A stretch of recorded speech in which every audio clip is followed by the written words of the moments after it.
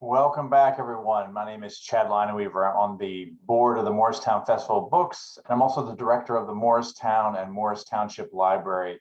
And welcome back to the Morristown Festival of Books at Home. Many of you joined us for our first event today, and we hope you enjoyed the conversation with the amazing and talented Kristen Hanna.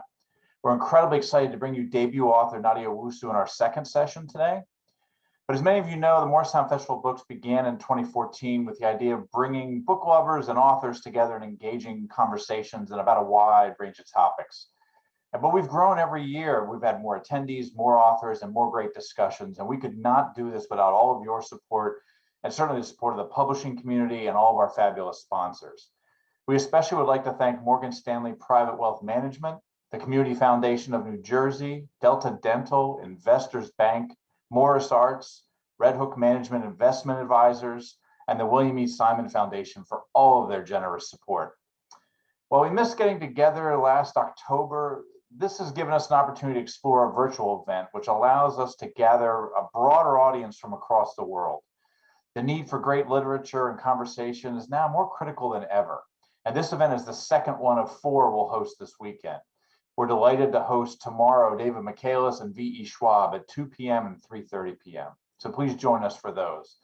I'm excited to present our moderator for our talk, Nadia Owusu, our longtime festival friend, Carol Fitzgerald. Carol is the president and founder of the Book Report Network, a group of websites about books and authors, including bookreporter.com and readinggroupguides.com. And Carol is known for her in-depth author interviews and has been a festival partner as well as a frequent festival moderator. Carol, we're thrilled to have you here, and I'm going to let you take it on from here. Thank you so much, Chad. And I am so pleased to introduce Nadia Owusu. Nadia was born in Tanzania and was raised in Italy, Ethiopia, England, Ghana, and Uganda before moving to New York when she was 18.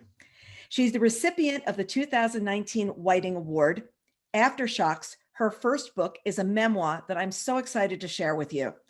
I'm going to talk to her till about 4:10, at which time we're going to go to your questions. So down below in the Q&A is where you should be dropping your questions at this time. And thus, with no further ado, welcome, Nadia. So nice to have you here. Thank you so much for having me. So let's start with your background that had you traveling the world before you were 18. Give us a glimpse of how that happened.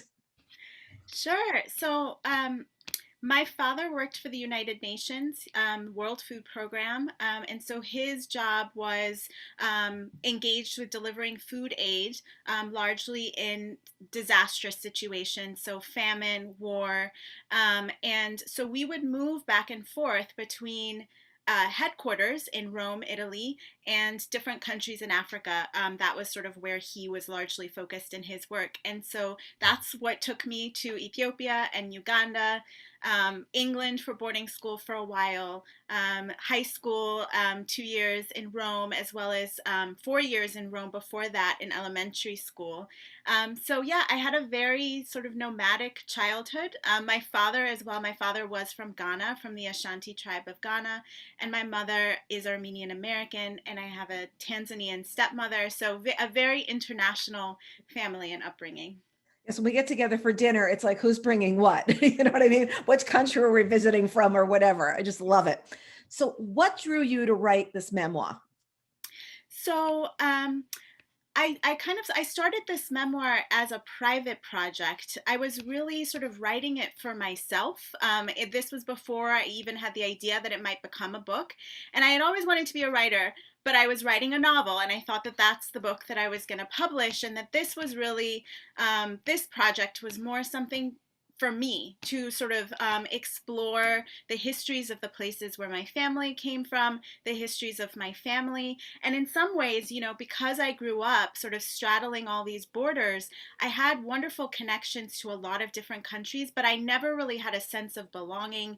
And I have a very complicated relationship to the idea of home. And then especially because my mother left when I was 2 years old, and so I was primarily raised by my father, kind of moving around. I also didn't have, you know, a deep knowledge of the sort of histories of the places where my parents came from. So the history of Ghana, the history of Armenian people. You know, my family came to America from what was then the Ottoman Empire to escape genocide on the Armenian side of my family. And I knew about that history, but not in a deep sense. And so I had this really strong feeling, you know, I was coming out of a period of depression and anxiety. And I had this strong feeling that what I needed was a different story, a new story that sort of connected me to all of the places that I have belonged to in complicated ways. And that I could sort of narrate myself closer to my family and to those places. And so that's sort of how it started.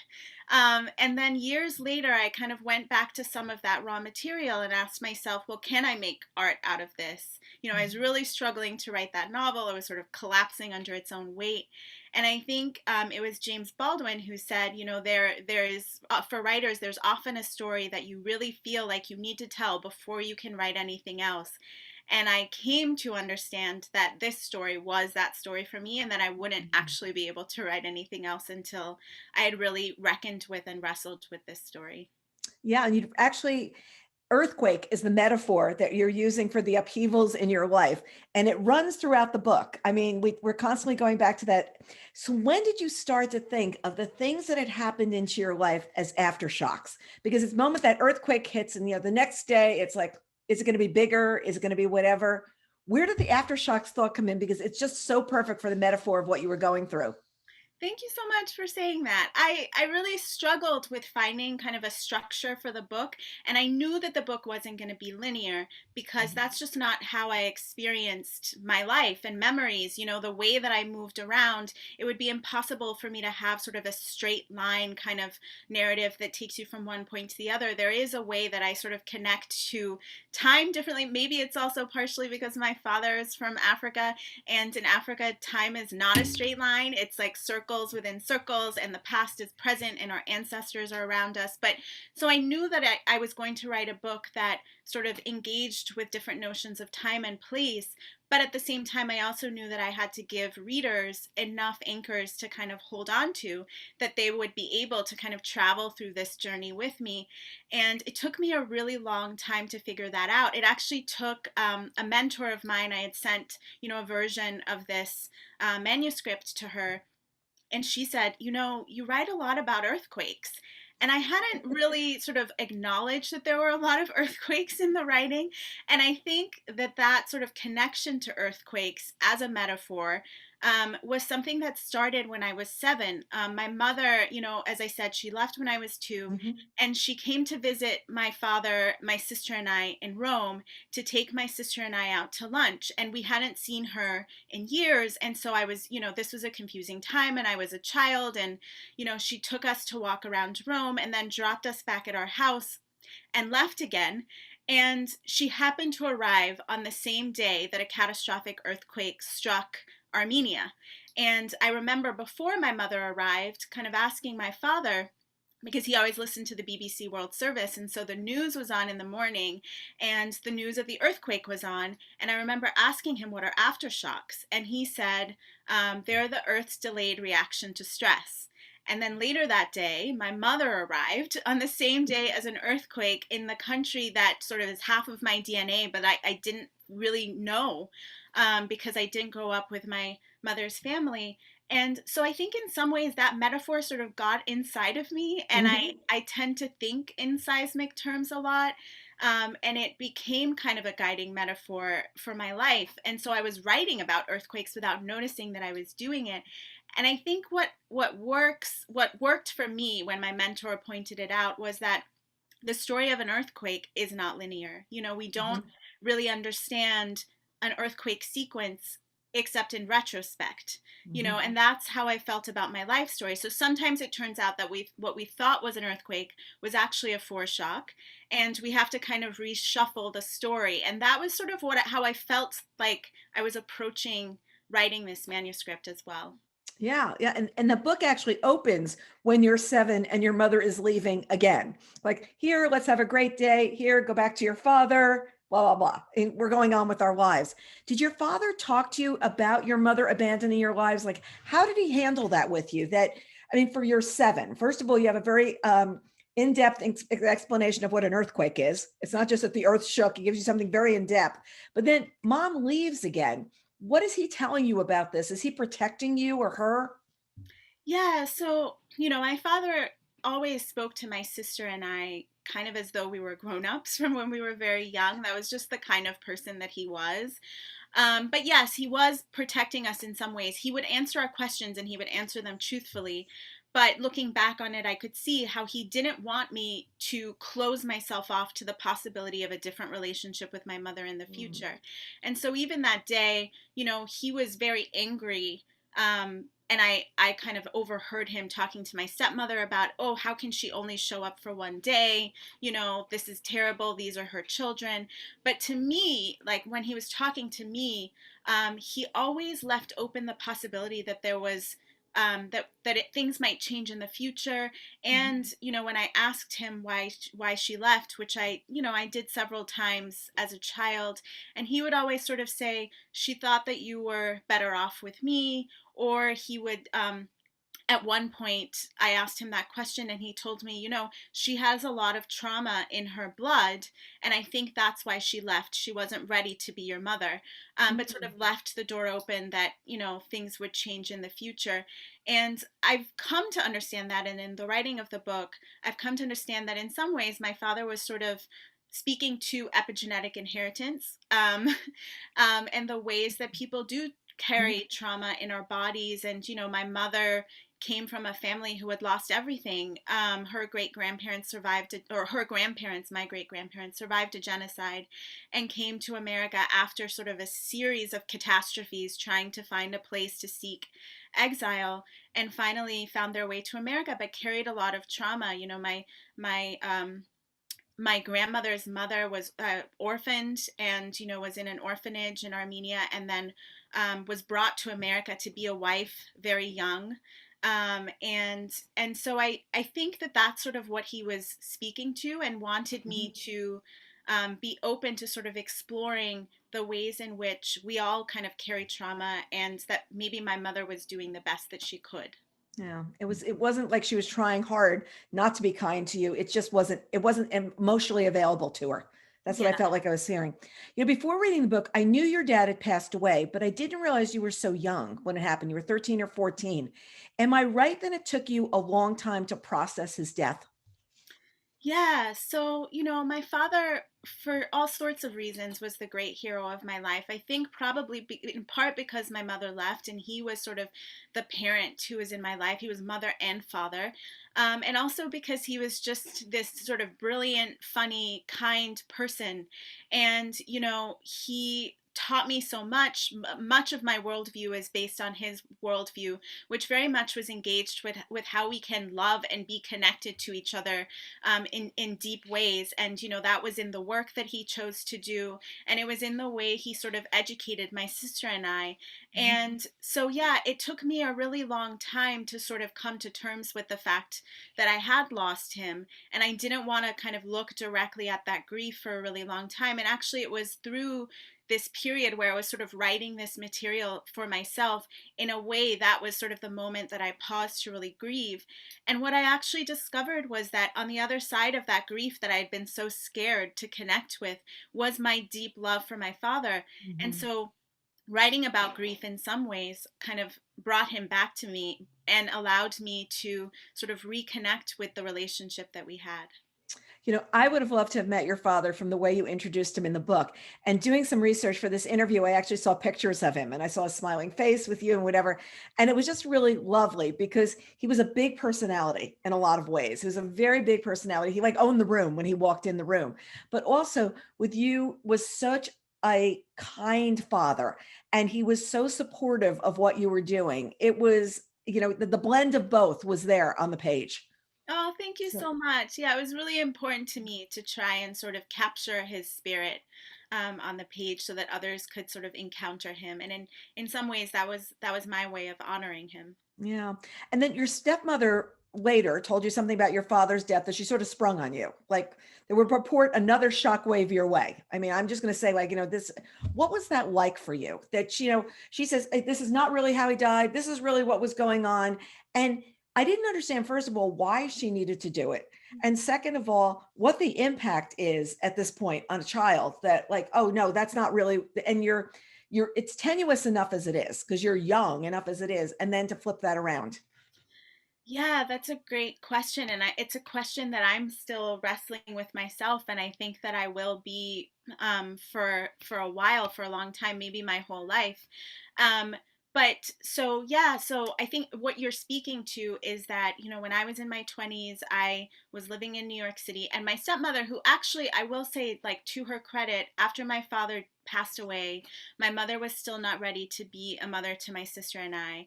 And my stepmother did step up and say, Mhm. girls, can continue to live with me. We did already have a very sort of tenuous, shaky relationship, a roller coaster relationship in a lot of ways. um, and yet at the same time there was love there, Mhm. underneath it. But I think that she also really struggled with my father's death. Mhm. And the sort of shape of our relationship was set up by petty jealousies. We were both vying, me as a child and her as a woman who had married a man who, with two daughters, who for a long time had been his world, sort of vying for his attention. And that sort of shaped our relationship in some ways. And then when I was 18, I moved to New York for college. And she came to New York City, and we got into an argument. It was not over anything important, but out of that argument, she suddenly said, your father did not die of cancer, which was what I had always believed. He died of AIDS.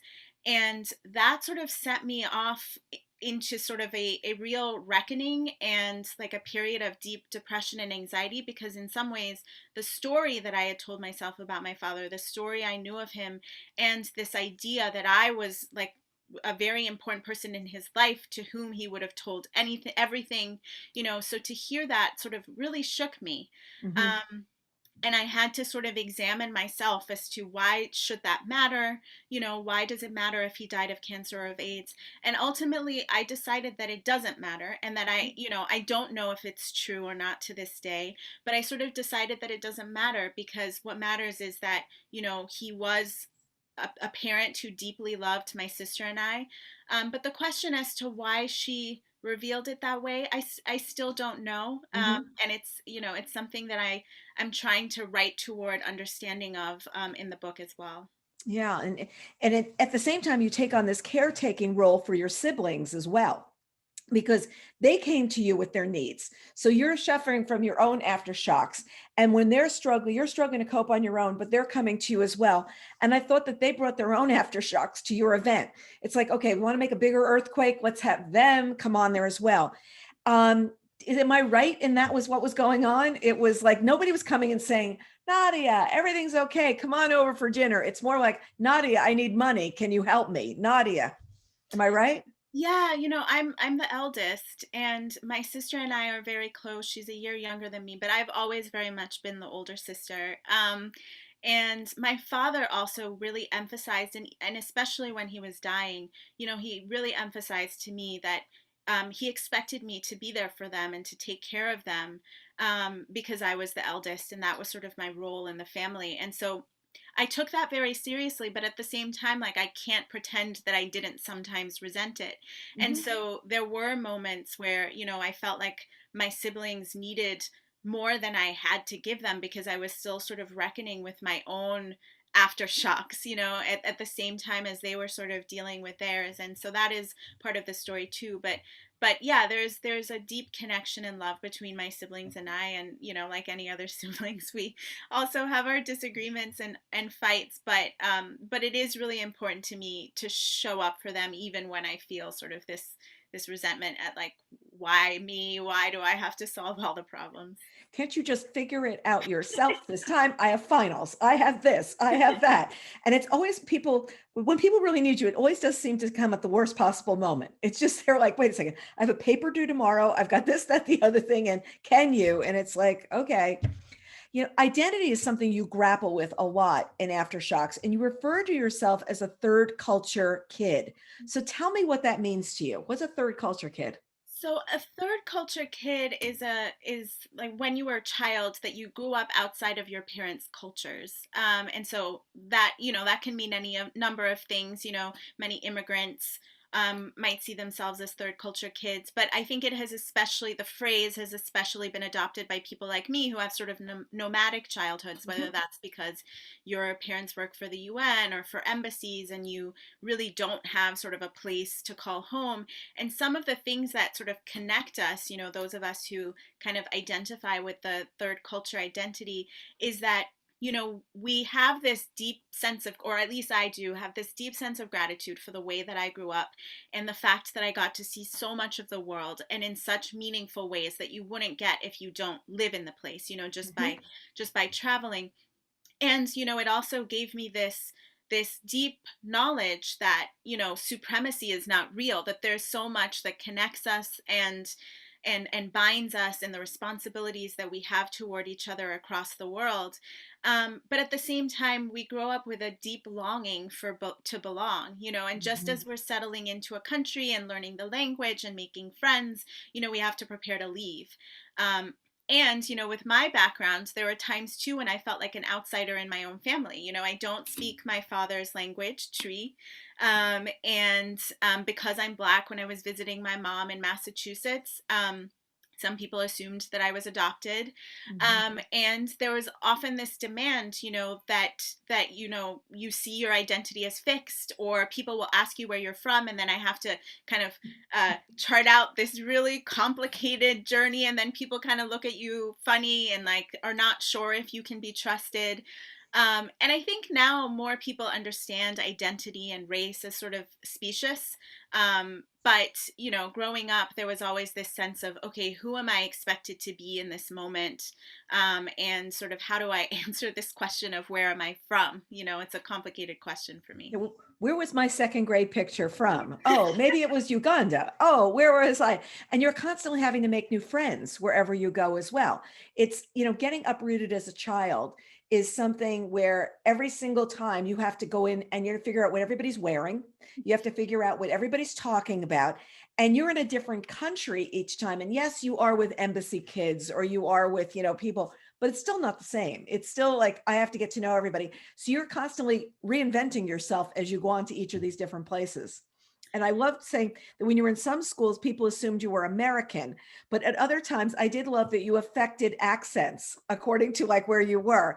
And you can turn on a British accent like, quite quickly to adapt yourself to where you were. But I feel like you were longing for identity. And so am I right? That's what was happening?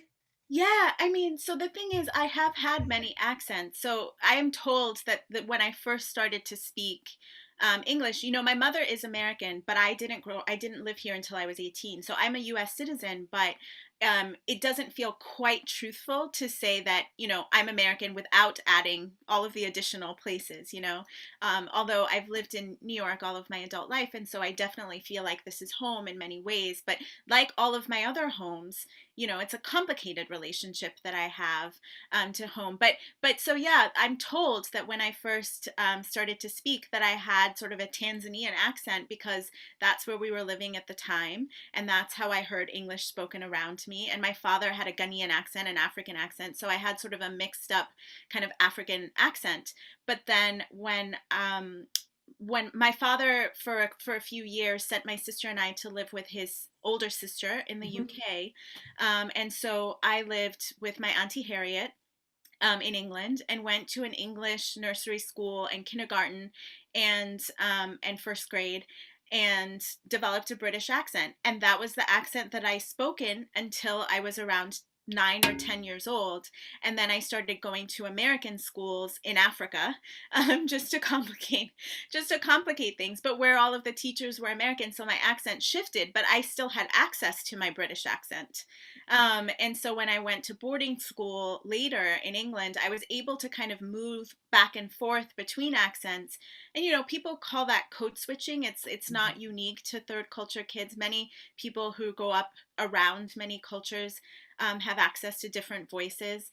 And I've tried to think about, there are ways in which code switching when it's sort of imposed on you and you feel like this is how I'm expected to show up, and so Mhm. you feel forced to kind of move into a voice that's not your own, that can be harmful. But on the other hand, I've come to a place where I really celebrate my ability to shift in and out of voices and to code switch, because those voices all part of who I am, Mhm. in a lot of ways. And so now, I used to get accused if I was tired, of placing too hard an emphasis on my T's and why are you doing a British accent?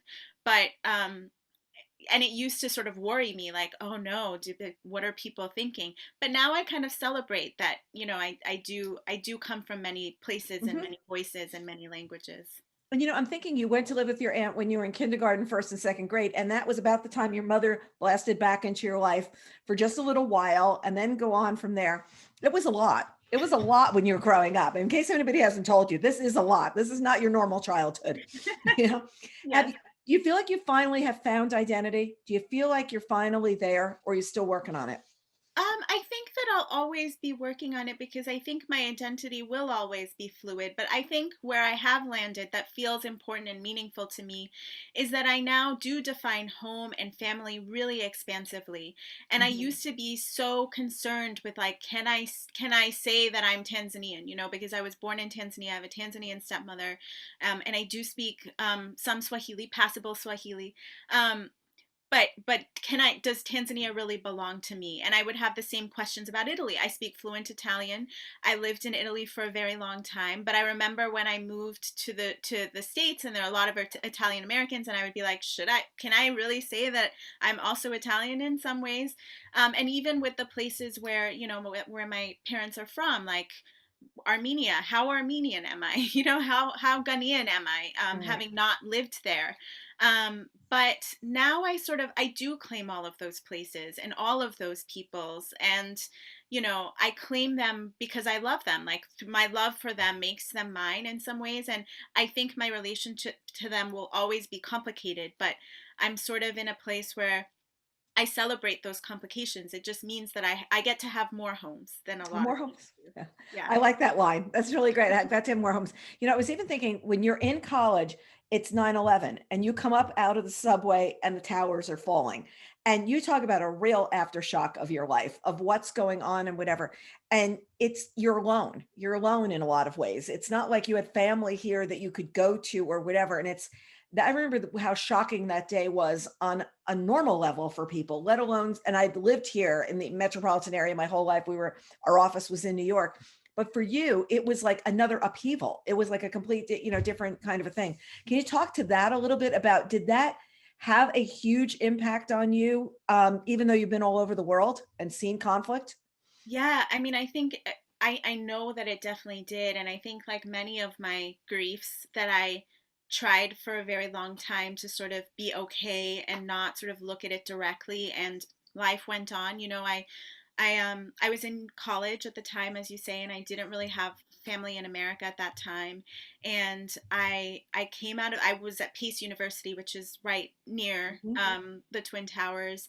And so I was on my way to class, and I got out of the subway, and this was before people really knew what was going on. The Mhm. first plane had hit the tower, but nobody was stopping anyone from coming out of the subway, because at that point it could have still been an accident. So I came out of the subway, and everyone was looking up, and I remember looking up and seeing the towers on fire. And then the second plane hit, and I was one of those people sort of on the news that you saw in the news Yeah. footage, sort of running covered in ash. Um, and I walked all the way to Times Square that day because I didn't know what was happening, but I just wanted to get far away from where I was. And yeah, in some ways, what I realized is that running, like the earthquake that arrived with my mother, that running from the burning towers and the falling towers kind of crept inside of me and did become sort of another way that I sort of understood the disasters of my life and sort of made connections between them, and this fear that there was always going to be another disaster, more shaking, more falling buildings, Mhm. sort of looking around me. And I think that ultimately all of those things combined, the other wars that I lived through, we lived in Ethiopia during a civil war for my father's work. And in many ways we were protected, but still I was very aware that there was a lot of violence kind of around us. And similarly, when we lived in Uganda, it was during a time of war as well. The Lord's Resistance Army was sort of wreaking havoc on the north of the country, abducting children. And I remember, hearing all of those stories around me, and then sort of living through 9/11 and all of these disasters, private and seismic disasters kind of combining in me. And finally, sort of, in my 20s, finally, I paused and sort of allowed myself to feel the weight of all of that. Mhm. The abandonments, the disasters, the war.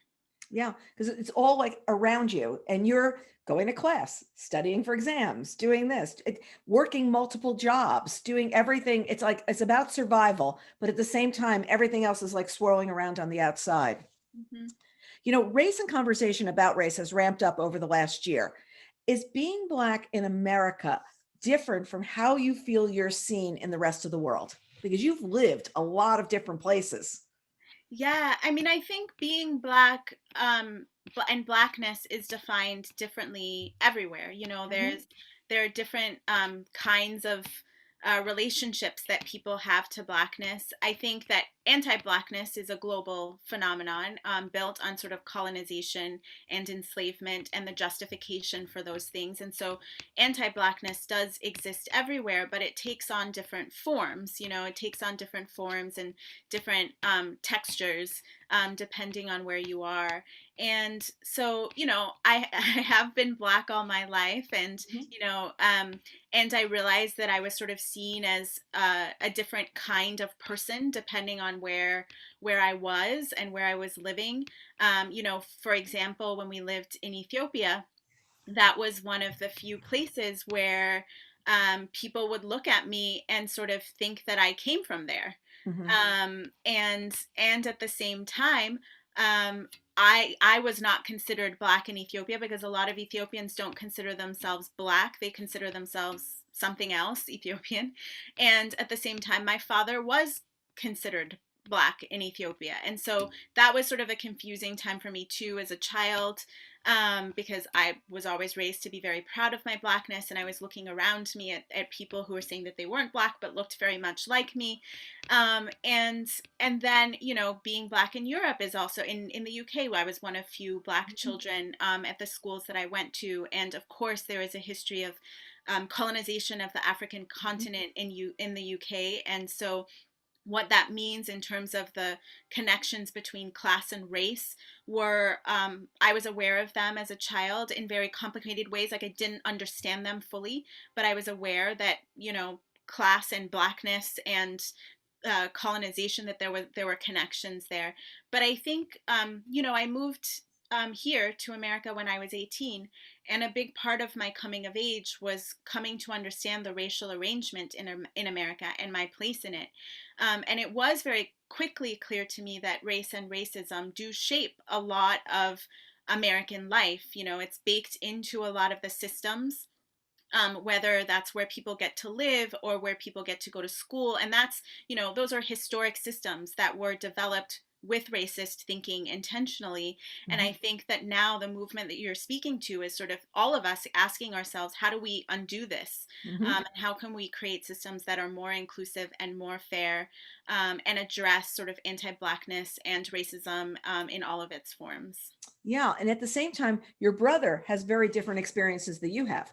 Your brother has that feeling of be very careful when you leave the house. I remember one friend saying that she never felt safe when her children were not in the house. And how did that impact you seeing what was happening to him? Because you're not moving through the world quite the same way as he is. That's right. I think my brother moved here. He's 8 years younger than me, and he moved here for university. He's my half brother. So, he is a dark skinned Black man. And the way that the world engaged with him here was so counter to his sense of self, having grown up kind of in an international community. And suddenly, when he arrived in New York, sort of during the height of the stop and frisk policy, and found himself often sort of under suspicion, just for sort of walking around in his own neighborhood. He lived on the Upper East Side and was stopped multiple times by the police for going into his own apartment.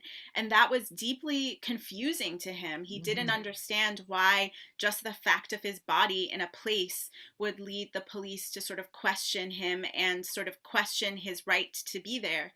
And it was deeply traumatic for him. And so I didn't have those experiences because I'm a woman, maybe because I'm petite, because I'm not a man. And so seeing sort of racism through his experience also kind of cemented my understanding that, this country has come so far.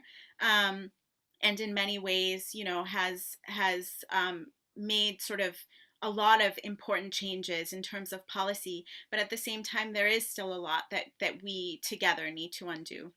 It's the shades of blackness that are still being looked at. Your brother still looks more black, and it just is, it's something we do need to work on. Yeah, I would completely concur. Home is something that defines us. And when you think of home, is it where you are now? Is it home? Are you home? I do think of Brooklyn as my home. I have lived in New York my entire adult life. I Mhm. moved here when I was 18, and I've lived here longer than I've lived anywhere else at this point. And so I do sort of claim New York, America, Brooklyn as my home in a lot of ways.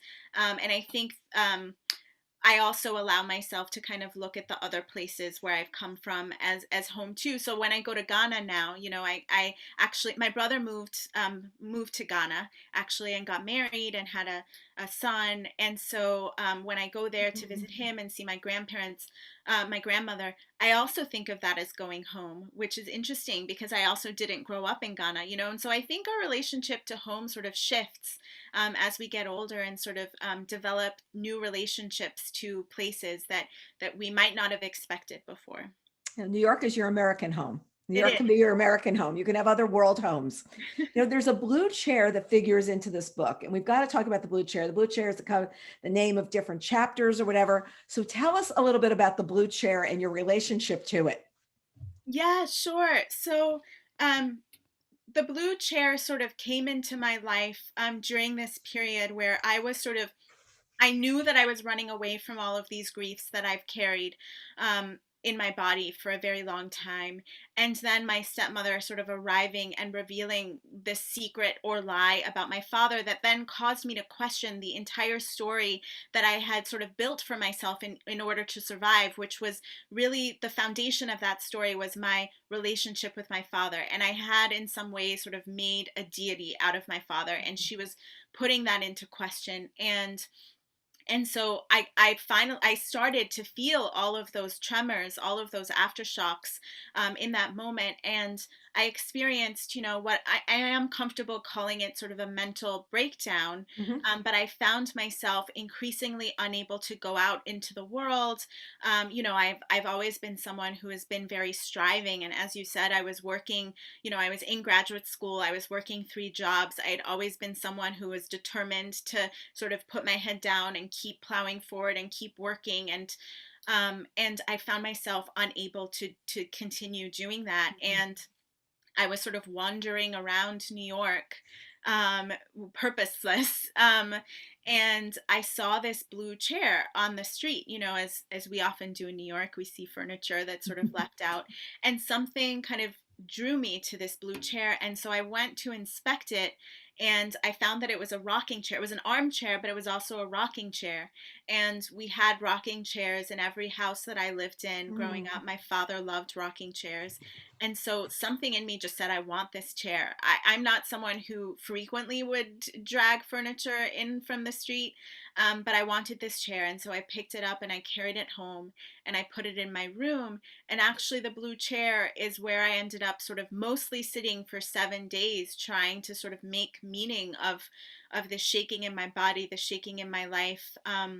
and sort of trying to tell myself a new story that I could live inside of, because the story that I had been given was no longer habitable for me. And so the blue chair, the 7 days in the blue chair, like the earthquake, is a Mhm. thread that kind of ties the book together. Mhm. And those sections, those chapters, are sort of written from inside of the breakdown. So I really tried to capture kind of what it felt like to sit in that blue chair and sort of question everything, and try to understand the world around me and everything that had happened in my life, and to find my way outside again, to find my way out of the blue chair, out of my room, and back into the world.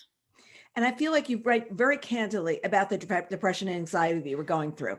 Did writing about it take you to a better place right away, or did you still have to work through it?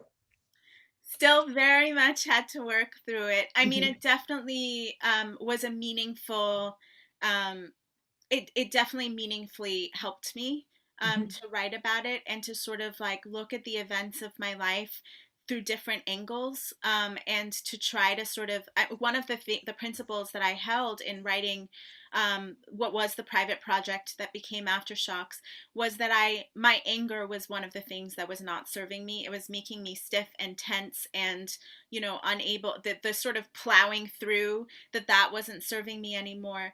And one of the things that I sort of was committed to, and I felt like was the only way that I was going to find my way out of the blue chair, was to write myself toward deeper compassion, love, and Mhm. connection to the people in my life, but also to myself. And I think writing from that principle really helped to open me up and free me, even to the point where finally I was able to sort of reach out to my mother again, after a decade-long estrangement. To see if there was a possibility of a different kind of relationship with her. So that was definitely part of the process, but I also went to therapy. And it was sort of a many, many years of sort of trying to sort of reckon with the past. Do you know, there were so many pages that I folded down in this book. Okay, I dog-eared, and it's a galley, everybody. It's not a final book. And I dog-eared this many pages because there were so many things that you were saying on the pages that really gave me pause and made me, and I was going back when I was writing the interview questions, and there was so much in here to discuss as a result of where you were taking us inside with you. So you referenced jazz, especially John Coltrane in the book. What does jazz meaning music meant to you? And I know it has a very personal experience for your life as well right now. So tell us about jazz and you. Sure. So jazz was in a lot of ways my father's music. My father was very, he was a big music lover, and he was from Ghana, and so the Ashanti culture, the culture that he came from, music is so much a part of life. It's so much a part of everyone's everyday experience. It's all around. There are rhythms, drum rhythms, and Mhm. songs for everything. There's like a drum rhythm for when a baby is born, a rhythm for the naming of the baby. There's a drum rhythm and a song for washing your clothes. And so everyone, there's music everywhere in Ghana. Ghanaian Ashanti funerals are sort of celebrations of life with drumming and dancing and singing. And so that was, how he grew up. And so was a big music lover, but as well as loving sort of African rhythms and music, from, the more traditional, um, drumming, to sort of high life music, which is this music from Ghana that eventually grew into Afrobeat, which some people might know. Fela Kuti was sort of one of the great artists of that genre. But those genres also kind of pulled freely from jazz, and there was this sort of back and forth between Black American musical expression and African musical expression, that is sort of tied to this idea of a Pan-African philosophy where Black peoples across the diaspora were connected in so many ways, not just politically, but also artistically and creatively, and feeding off of each other. And so jazz was a big part of my father's life as well. And, John Coltrane was one of his big heroes. And I can remember being a child, and he would sort of sit me down and say, listen, you have to listen to this, like, let yourself go. And I was like, this is so much noise. Like, there's so much going on in this music, so much dissonance. And, I didn't understand it as a child. But when I was going through sort of my struggles with anxiety and depression, in some ways the more avant-garde jazz and John Coltrane's more avant-garde stuff really connected to me. I went back to that music because it was my father's music in some ways, to see if I could understand it differently as a grown-up. But then also what I found was that it told a story of sort of the world and of our souls in a way that I could now understand. That dissonance made sense to me. And I think what you're speaking to now is that I'm actually married to a jazz musician. I'm married to a jazz saxophonist now. I just love that you got married in, what was it, December? I Was it just did, recently? yeah. Middle of a pandemic. Let's go get married. Da, da, da. Well, I'm going longer. I'm going to ask one more question just before we go to questions from the audience, because I mean, I could just go on and on chatting with you in case you can't tell. The cover is stunning. I actually pulled one down here. Was this always the cover? And I take it this was always the title. This was always the title over here. Yes. And the cover? It was always the title. We went through several covers, and I think at one point we had actually sort of landed and decided on a different cover, but then the one of the editors at Simon & Schuster came back and said, I still don't think that cover is quite right. And then they kind of worked on it for a little bit and came back with this one, and all of us were like, yes, this is definitely the cover. Yeah. Definitely the cover. I'm going to just ask one more about the, you narrated the audiobook yourself. You actually, what was that experience like? And did you always know you were going to narrate the audio, or was that something that came in later? Yeah, no, I didn't know. I didn't actually know how that worked. This is my first book, so I didn't know how it worked. But they did sort of reach out to me and ask if I would be interested in narrating my own audiobook. And maybe because there are a lot of different phrases in different languages there, and it might have been complicated to find someone who could do all of those things. But it was a great experience in a lot of ways. It had me sort of connect to the story in a different way, sort of reading it out loud and finding different rhythms and finding, I hadn't read the whole thing for a long time. The editing process, you're going in bits and pieces. And so connecting with it that way was actually sort of a gift, to be able to sort of read it out loud and reconnect with some of those memories. Yeah, it's difficult to do the audiobook though, because many authors have said to me when they go to do their own work, they want to change something. They're like, no, let's change. No, you have to read exactly what's on the page. You can't make it up differently. You can't do something else. Definitely had those moments where I was like, oh, I found a better word, but it's already there. You don't have to write what you're doing. Austin is our voice of God. Austin, do you have questions? Or do I keep going? Yeah, there are quite a few questions. We'll see if we can get to them all. And I'll try not to ask any questions that may have been asked already in the interview. So let's see. The first question comes from an anonymous attendee, and they ask, there are a few questions that are similar to this. Did you develop a relationship with your mother and other family from that side? Yes, I did. A story that I could tell is that I could tell a story of abandonment, and in some ways Aftershocks is a story of being abandoned by my mother. But at the same time, as I was writing the book, I realized that many of her family members, my grandparents included, my mother's parents, across oceans and across the estrangement with my mother, worked really hard to love me, and would send letters and packages and books and clothes, and would sign off every time, we're thinking of you, we're always thinking of you. And so as I was writing, that sort of softened me to realize that they had worked really hard to love me. And at the same time, as I was writing, and because I was doing sort of research about the history of the Armenian genocide and what my family went through, and what my mother might have been through, it sort of opened up more compassion in me for her, and sort of a desire to see if we could connect in a different way.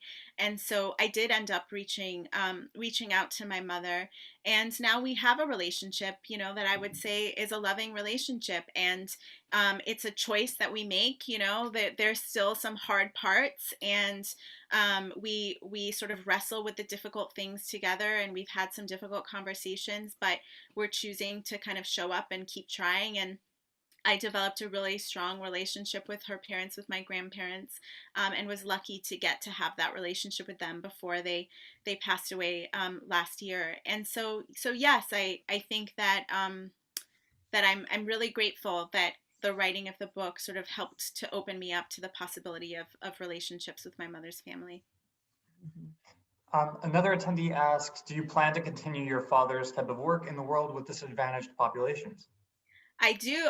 That is my career, actually, as well as being a writer. I work in social justice. I've worked for a lot of nonprofits. I worked for 9 years for an organization working on poverty and inequality in American cities. And I studied urban planning and policy with the intention to go into that kind of work, looking at sort of how to connect people to opportunities and how to sort of reckon with history and the ways that that policies are created in order to open up more opportunity for everyone. And so that was my job for 9 years, and I just started a new job now, actually working with a Black-owned consulting firm that is working with foundations and nonprofits to sort of do all sorts of social impact work. So yes, that's a big part of my life as well. And so what do you see, Beth asks, what do you see is next for either your writing or more broadly? And I would connect that into it. Where do you see that going next? So for my writing, I'm working on a couple of projects now, and it's very early days, so I'm not going to say too much about them, except to say that one, I think, wants to be an essay collection, and another one wants to be a novel. But we'll see where those go. I'm sort of doing research and reading and a little bit of notes and writing some scenes for both of those. And then, I just started this new job and am very excited to kind of see where it takes me. But I think that working in communities and in partnership with communities and in service of social justice will always be a big part of my life as well. Joseph asked what style you're most comfortable writing with. And that's kind of a broad question, but you mentioned essays and novel writing, and you have this memoir. Yeah, I don't know that there's a style that I'm most comfortable with. I write from kind of two places. One is that I write to understand what I think and to connect to deeper understanding around big questions that I'm carrying. And I think the form often sort of presents itself. And so that's when I said, this project wants to be a collection of essays. Maybe it will turn out to be something else, but I think it's the questions that guide me and that guide the form. I've also written sort of a lyric essay chapbook. I've written some short stories, but yeah, I think it's sort of wherever the question takes me is sort of that sort of guides the form. And then I also write from a place of language. And so if I'm stuck, I sort of take it sentence by sentence, and I pay a lot of attention to the rhythm of language. And that also is something that guides me in all of my writing. But I can move pretty fluidly between fiction and nonfiction, and I love both genres. So I think that I will continue to sort of experiment with form. Great. Well, we want to have more from you. So, Thank you. Beth asks, if you wrote part 2 or part 3 of your memoir, where would you want to see it go next? Yeah, so I mean, in some ways, the project, again, I'm not going to speak too much about it because who knows what it'll end up being. But the nonfiction project that I'm working on now, sort of, it doesn't exactly pick up where Aftershocks left off, but the questions that were opened up in Aftershocks about sort of questions like grace and connection and family and compassion, like those are questions that I'm continuing to write toward in this next project, and like really asking myself, like, and even thinking about sort of my social justice work, kind of asking myself, like, how can we be in better community with each other? How can I continue to work on myself so that I am a more compassionate, open person? And yeah, so that's sort of, I think, the next phase in my nonfiction work. And that sounds great. I think that's something that we all need more of always. Somebody asked, are there any books that we should read that complement your memoir? Ooh, so many. a few memoirs that I've really loved. So one that I actually was thinking about recently, because I was sort of writing a roundup of books that engage with questions of roots.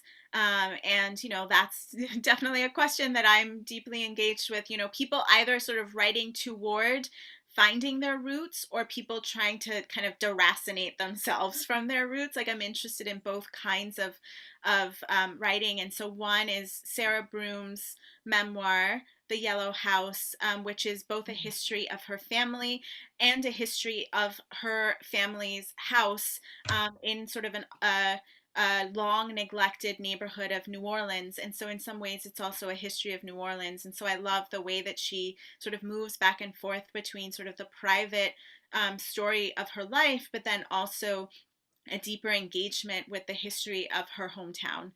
So I think that that's definitely one that I would recommend. Survival Math by Mitchell Jackson, I think, is another memoir that works similarly, sort of looking at questions around sort of his family and masculinity in his family, some history of Portland, where he's from, and sort of race in America. He's another kind of Black memoirist. And then, I sort of think of myself as having sort of a council of mother writers, of whom sort of Toni Morrison, Audre Lorde, Toni Cade Bambara are all part of that. And so I would definitely suggest sort of reconnecting to their work as well. What questions do you wish people would ask you that they don't? Or that they haven't yet? I think that I actually have been so thrilled with the kinds of questions that I've been getting. I think, this is my first book, so I didn't know what to expect, but I think that people's engagement has been so lovely and so generous. And so I've been really, I don't know that I can speak to a question that I haven't been asked. I think people have really asked thoughtful questions that that cause me to kind of look at things differently, and so I'm really happy with the conversations I've had. Abby asks, is it painful when people who have read your work discuss the personal pain with you? Is it difficult to revisit that? It can be sometimes, but I think um I think much of what I feel is a sense of sort of joy and pride in how far I've come, and like hopefulness that other people who have gone through similar things can connect to my story and see themselves in my story, even if the particularities of their life might be different. There are lots of ways that lots of people sort of struggle with questions of identity and home and mental health issues. And so I actually have been very grateful to be able to talk about these issues that I think, for far too long, too many of us have carried shame around. And so kind of freeing myself from that by talking to people about it, it can be painful at times, but a lot of the time it continues to sort of push me and free me and connect me to other people. Reza asks, do you still have that blue chair or have you given it away? So I had it for several years after I sort of got up out of it. But when I left Chinatown, so I was living in Chinatown, New York at the time of the blue chair. And when I left Chinatown, I decided to leave it out on the street and let it have a new life potentially in another home, that it had served me well, but I no longer needed it. So would you just circle the block and come back and see if it was still there? Because that's about how long it takes to go. Yeah, exactly. It was gone pretty soon. I think I went back upstairs, had lunch, came down, and it was gone. My son went to Fordham in the city, and they said, if you need furniture, just go to the Upper East Side the day before garbage day. And that's where you get your furniture. It was very funny. That's probably where the good furniture is. Yeah. We just got questions in. Meredith asks, what would you say to others dealing with similar trauma or just trauma in general? And what was the most transformative story from somebody else for you? Sorry, can you say the first part again? Yes. What would you say to others dealing with similar trauma or trauma in general? I would say be kind to yourself. I think the biggest challenge that I had was, as I said, I sort of tried to plow right through it and not feel it. And the reality is that your body is processing it and feeling it whether or not you're willing to acknowledge and accept that. And so sort of being kind to yourself, allowing yourself to slow down, and allowing yourself to feel your grief and trauma, and to sort of examine it, that sort of was really meaningful to me. That's where the change began to happen for me.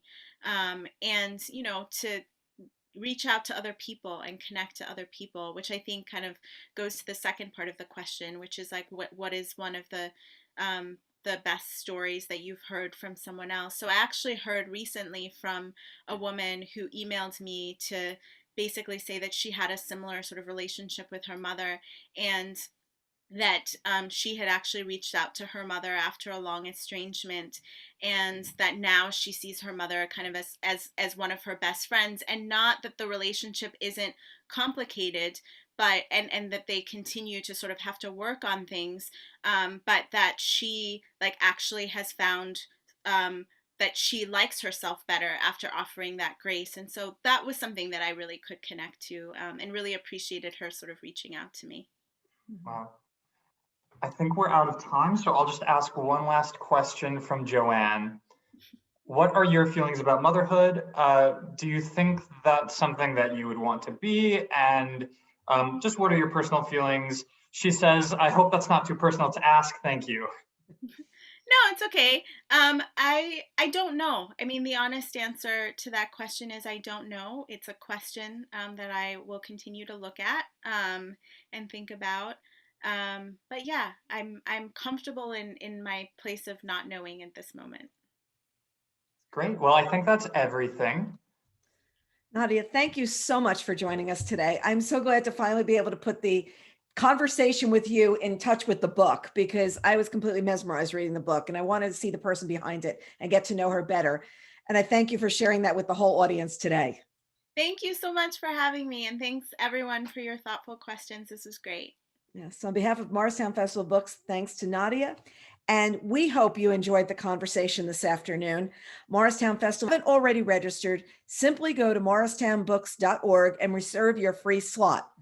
Please support these authors by buying their books at the official bookseller Bookends, linked on the Morristown Festival of Books website. You will all be receiving an email within a week with a link to the talk you just saw. This link will be unique to you and allow you to revisit the engaging conversation. And on behalf of the Morristown Festival of Books, we would like to thank you, Morgan Stanley Private Wealth Management, the Community Foundation of New Jersey, Delta Dental, Investors Bank, Morris Arts, Red Hook Management Investment Advisors, and the William E. Simon Foundation for their festival sponsorship. Thank you again, and save the date for the Fall Festival, October 8th and 9th, 2021. Thanks, everyone.